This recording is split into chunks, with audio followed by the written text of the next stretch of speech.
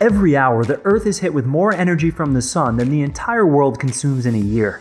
Solar panel systems for homes are increasing in popularity and decreasing in price. Many homeowners are discovering the advantages of solar power, and you may have even seen quite a few systems being installed in your own neighborhood. If you're solar curious and want to learn more, it can all seem a bit overwhelming. You're probably wondering, how much does it cost to install a solar system? And how much money will I really save on my electricity bill? Let's start with the basics. In this video guide, we'll provide you a general overview of solar energy, so you can have a strong foundation of knowledge and make the best possible educated decisions regarding solar power for your home. First things first, what is a solar panel? A solar panel, or photovoltaic panel, is a panel made of solar cells. Solar cells are the essential component by which light is converted into electrical energy, and they're usually made up of crystalline silicon. Each solar panel usually contains from 32 up to 96 solar cells. Depending on the way solar cells are made, solar panels are categorized as polycrystalline, monocrystalline, or thin film. The first two categories, which are the most common types of solar panels, are made of crystalline solar cells. The third category, thin film, is made of amorphous silicon. Apart from the typical framed solar panel, there are also other types of products that can be used in residential applications. Frameless solar panels have been on the market for more than a decade.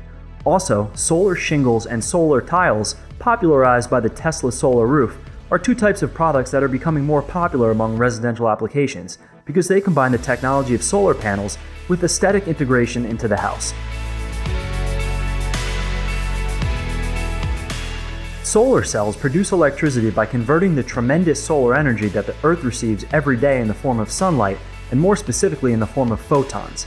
Most typical commercial solar solutions convert sunlight to electrical energy at an average efficiency of 3 to 17%. If we could break the sunlight into the smallest possible pieces, we would get photons. So photons practically are the smallest possible energy packets of sunlight. First of all, the top layer of solar cells have an anti-reflective coating, which helps them collect as much light as possible. Right below, we have the main layer of a solar cell, which is basically a sandwich of two silicon layers. These two layers are specially treated, so that the upper layer has a surplus of electrons, while the bottom layer has a shortage of electrons. What is needed for the extra electrons to move from the upper to the bottom layer is a little bit of extra energy, and that energy is provided by the photons, when the sunlight hits the solar cells. When the solar panels are exposed to light, electric current is generated. The more sunlight hits the solar panel, the more electricity is produced. That means that during cloudy, rainy, or snowy days when sunlight is reduced, solar panels still produce some electricity, but it's limited compared to the electricity produced during a sunny day. Solar panels definitely do not generate electricity during the night, but you can store excess energy collected during the daytime in a large battery. It's important to place solar panels somewhere where the sunlight can hit them directly and not be obstructed by sources of shade like trees. In order to have a complete system that will produce electricity for your home, you need the following components: solar panels, solar panel mounting structures, an inverter, an electrical panel with the necessary switches and circuit breakers, DC and AC electrical cables, and the power meter. Now let's break down these individual components.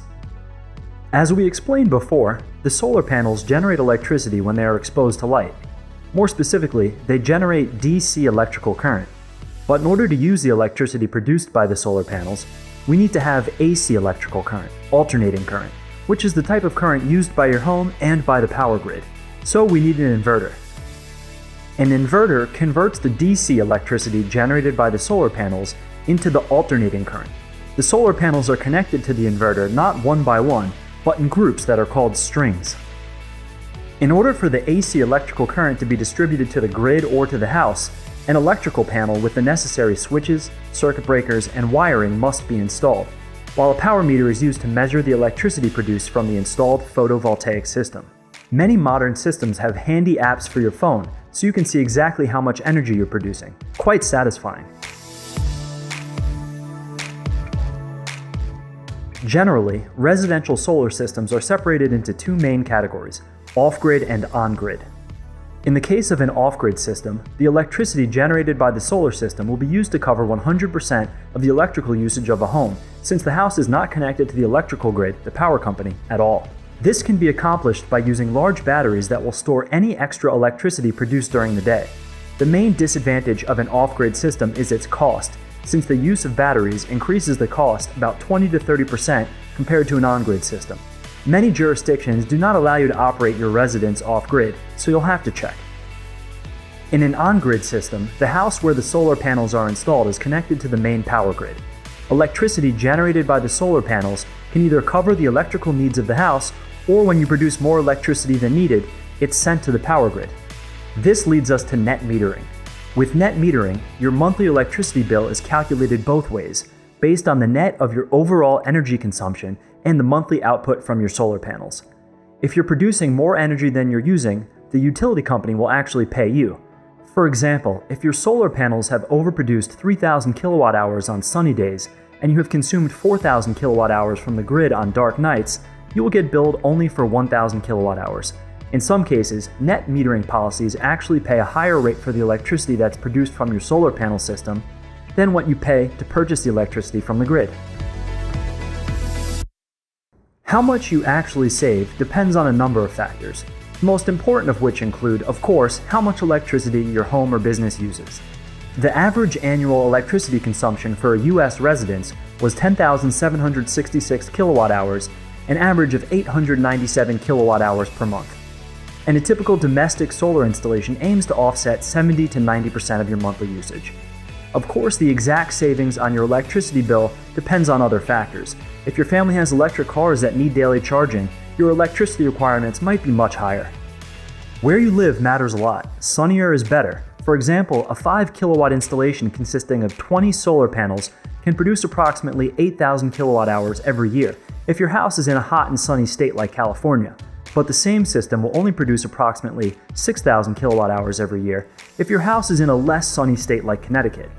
That means that a 5 kilowatt system could offset between 60 and 80% of your electricity bill depending on how sunny your region is, based on an average annual electricity consumption of approximately 10,000 kilowatt hours. There's a great online tool where you just plug in your address and it calculates how much electricity you can generate and how much money you can save on your electric bill. I've linked to that in the description below. The available surface on your roof, the unshaded part with the appropriate orientation, determines how many solar panels you can install and consequently your savings. A simple case to have in mind is that you need roughly 350 square feet in order to install 20 solar panels, which would have a total power of 5 kilowatts, an average size solar system in the US. That tool I just mentioned actually allows you to select your roof on Google Maps and it factors it into the calculations. The inclination and orientation of your roof are also important. To produce maximum electricity, solar panels should face south, and your roof should have an inclination in which the sunlight hits vertically on average during the whole year. The more you go up north, the steeper the incline of your roof should ideally be.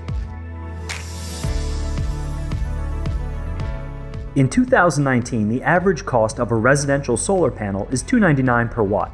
So with an average solar panel system size of 5 kilowatts, you're looking at an average cost of $14,950 before any tax credits or incentives. Equipment makes up the majority of the cost, but permits and labor are also factored in. You can deduct 30% for the current federal solar tax credit, and there are also many other localized incentives offered by your state or your utility company.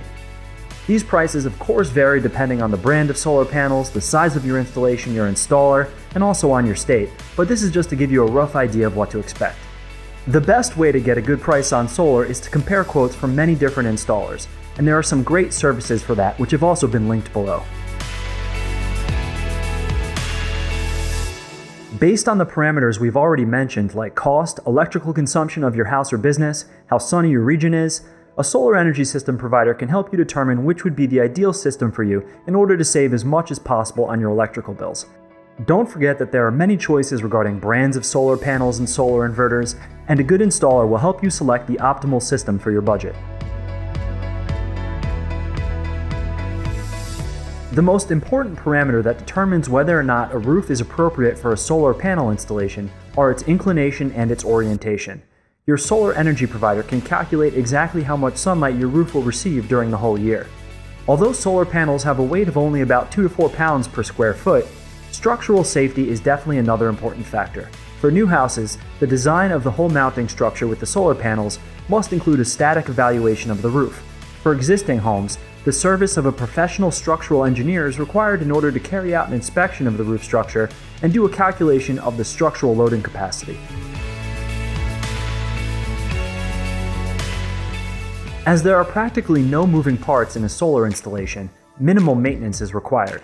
However, routine maintenance is needed in order to ensure the system is performing properly. Solar panels require routine inspection for signs of damage, buildup of dirt, or shade encroachment. Although solar panels are usually designed and installed in order to be cleaned by rainfall, they should be cleaned manually if there's a buildup of dust or any other obscuring material.